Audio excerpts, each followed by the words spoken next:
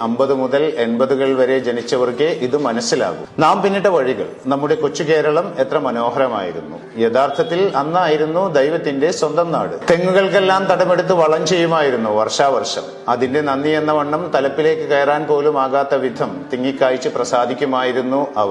മാസാമാസമുള്ള വിളവെടുപ്പ്. കിട്ടിയ തേങ്ങയിൽ വീട്ടാവശ്യത്തിനുള്ളത് എടുത്ത് ബാക്കി ഉണക്കി കൊപ്രയാക്കി ആട്ടിയ വെളിച്ചെണ്ണ കൊണ്ടുവരുമ്പോൾ ആ പ്രദേശം മുഴുവൻ അറിയുമായിരുന്നു നാളികേര സുഗന്ധം. തൊഴുത്തിൽ എപ്പോഴും ഒരു പശുവിനെങ്കിലും കറവ ഉണ്ടാകുമായിരുന്നു. പാലും മോരും തൈരും വെണ്ണയും നെയ്യും അടുക്കളയിൽ എപ്പോഴും നിറഞ്ഞു നിൽക്കുമായിരുന്നു. നെല്ലും പയറും മുതിരയും ഉഴുന്നും ഊഴം പോലെ മുറ്റത്ത് കിടന്ന് ഉണങ്ങുമായിരുന്നു. പുരയിടങ്ങളിൽ അമ്മ നടുന്ന പച്ചക്കറിക്ക് വെള്ളമൊഴിക്കാനായി ഓടി നടക്കുന്ന അച്ഛൻ. ചെറിയ മൺപാത്രങ്ങളിൽ വെള്ളം തൂക്കി നിരനിരയായി ഞങ്ങൾ കുട്ടികൾ ചീരയെയും കൈപ്പയെയും വെണ്ടയെയും നനച്ചിരുന്നു. ഇടക്കൊക്കെ മൂക്കാത്ത വെള്ളരിയും വെണ്ടയും പൊട്ടിച്ചു വായിലാക്കിയിരിക്കും. വൈകുന്നേരം ഒരു പ്രധാന ജോലിയുണ്ട്. തലേന്ന് കത്തിച്ചു വെച്ച കരി പിടിച്ച കറുത്ത മണ്ണെണ്ണ വിളക്ക് തുടച്ചു മിനുക്കി വെക്കണം. അത് കഴിഞ്ഞ് കിണറ്റിൻ കരയിൽ ചെന്ന് വെള്ളമെടുത്ത് ലൈഫ് ബോയ് സോപ്പും ചകിരിയും ഉപയോഗിച്ചുള്ള കുളി. പിന്നെ ക്യൂട്ടിക്യൂറ പൗഡറിന്റെ സുഗന്ധം.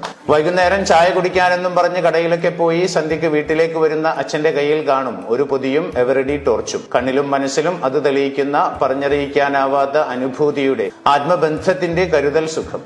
മണ്ണെണ്ണപ്പുക വലിച്ചു കയറ്റിക്കൊണ്ട് അമ്മ ചോറ് തിന്നാൻ വിളിക്കും വരെയുള്ള പുസ്തക വായന. കൂട്ടിന് വയലിൽ നിന്നുള്ള തവളകളുടെ മേളം. ഉറങ്ങാനുള്ള തിരക്ക് കൂട്ടൽ. കാലത്തെണീറ്റാൽ ഉടനെ ഉണക്കയിലകൾ കൂട്ടിയിട്ട് കത്തിച്ച് വട്ടം കൂടിയിരുന്ന് തീക്കായൽ. ആ സമയത്ത് മഞ്ഞ് വീണ് നിറഞ്ഞ വൈക്കോൽ കൂനയിൽ നിന്നും വെളുത്ത പുക ഉയരുന്നുണ്ടാകും. കുളിയും ചായകുടിയും കഴിഞ്ഞ് 9 മണി എന്ന കണക്കിൽ പുസ്തകക്കെട്ടിന് ഇലാസ്റ്റിക്കും വലിച്ചിട്ട് ബട്ടൺ പൊട്ടിയ ട്രൗസറും പിടിച്ച് ഒറ്റ ഓട്ടം സ്കൂളിലേക്ക്.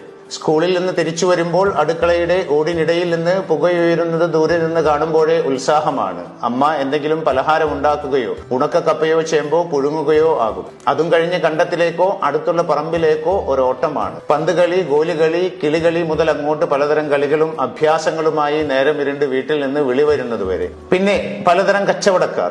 എല്ലാവരും വർഷങ്ങളായി വീടുകളുമായി ബന്ധമുള്ളവർ. ഓട്ടുപാത്രങ്ങൾ തലയിലേറ്റ് കൊണ്ടുവരുന്ന ആളുകൾ. വിഷു ആകുമ്പോഴേക്കും മൺപാത്രങ്ങൾ വലിയ കൊട്ടകളിൽ കൊണ്ടു നടന്ന് വിറ്റ് പകരം നെല്ലോ പയറോ വാങ്ങിപ്പോകുന്ന സ്ത്രീകൾ. തഴപ്പായ നെയ്ത് വർഷാവർഷം പറയാതെ തന്നെ വീട്ടിൽ കൊണ്ടു തന്നിരുന്ന അമ്മൂമ്മ. കുട്ടനിറയെ കുപ്പിവളകളും കൺമഷിയും മറ്റുമായി വന്നിരുന്ന വളക്കച്ചവടക്കാർ. കല്ലുകൊത്താനുണ്ടോ എന്ന് വിളിച്ചു കൊണ്ടുവന്നിരുന്ന കല്ലുകൊത്തികൾ. പിന്നെയുമുണ്ട് ഒരുപാട് പേർ. പാത്രക്കച്ചവടക്കാർ, തുണി അലക്കുന്നവർ, തലക്കുഴിയാൻ മൺപ്രതിമയുമായി വരുന്നവർ, അങ്ങനെ ഒരുപാട് പേർ.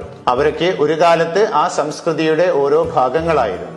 അന്നെല്ലാം ആർക്കും ആരെയും സംശയമോ അകൽച്ചയോ ഭയമോ ഉണ്ടായിരുന്നതായി കണ്ടിട്ടില്ല. വീടുകൾക്ക് മതിലുകളില്ലായിരുന്നു. ആളുകൾ എല്ലാ പറമ്പുകളിലൂടെയും വീട്ടുവളപ്പുകളിലൂടെയും യഥേഷ്ടം വഴി നടന്നിരുന്നു. എല്ലാം എല്ലാവരുടെയും സ്വന്തമാണെന്ന് തോന്നലുണ്ടായിരുന്നു. അരിയായാലും തേയിലയായാലും ചുറ്റുമുള്ള വീടുകളിൽ എവിടെയെങ്കിലും ഉണ്ടായാൽ മതിയായിരുന്നു. എല്ലാവർക്കും അതിൽ അവകാശമുണ്ടായിരുന്നു. വീട്ടിലെ കറിക്ക് രുചിയില്ലെങ്കിൽ പാത്രവും എടുത്ത് അയൽപക്കത്തേക്ക് ഒറ്റയോട്ടമായിരുന്നു. എവിടുന്നും എപ്പോഴും ഭക്ഷണമോ വെള്ളമോ കിട്ടുമായിരുന്നു. പ്രത്യേകിച്ച് എന്തെങ്കിലും പാകം ചെയ്താൽ ഓരോ ഓഹരി അയൽ വീടുകളിലും എത്തിയിരുന്നു. കുരുത്തക്കേട് കണ്ടാൽ മുതിർന്നവർക്കും അധ്യാപകർക്കും ശാസിക്കാൻ ആരുടെ മക്കളാണെന്ന് നോക്കേണ്ട ആവശ്യമില്ലായിരുന്നു. മക്കൾ എല്ലാവരുടെയും മക്കളായിരുന്നു. നമ്മുടെ വീട്ടിൽ ആരെങ്കിലും ആശുപത്രിയിൽ അഡ്മിറ്റ് ആയാൽ ആരോടും ഒന്നും പറയേണ്ട. അയൽപക്കത്തുള്ളവർ പൊടിയേരിക്കഞ്ഞിയും ചമ്മന്തിയും തോരനുമായി നീളമുള്ള അടുക്കുപാത്രവുമായി വരും. എന്നിട്ട് കൂട്ടിനിരിക്കുന്നവരെ വീട്ടിലേക്ക് വിടും, കുളിച്ച് വസ്ത്രം മാറി വരാൻ. അടുത്ത വർഷം വരെ മനസ്സിൽ തങ്ങി നിൽക്കാൻ പാകത്തിൽ കൊല്ലത്തിൽ 1-2 പ്രാവശ്യം മാത്രം ലഭിച്ചിരുന്ന മാസ്മരിക ഗന്ധം തീർത്ത് മനസ്സിലും ശരീരത്തിലും കുടിയേറിയിരുന്ന കോടിയുടുപ്പുകൾ.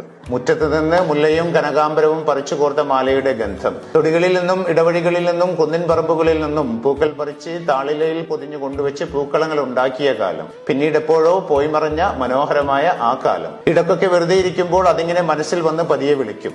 ഒന്ന് കണ്ണടച്ചു കൊടുത്താൽ മതി, നമ്മളെയും എടുത്ത് പറക്കും കാലങ്ങൾക്ക് പിറകിലോട്ട്. എല്ലാവരും അറിയട്ടെ, ഇങ്ങനെയുള്ള ഒരു നല്ല കാലം നമ്മളിൽ പലർക്കും ഉണ്ടായിരുന്നു എന്ന്. ഇനി ഒരിക്കലും തിരിച്ചു വരാൻ സാധ്യതയില്ലാത്ത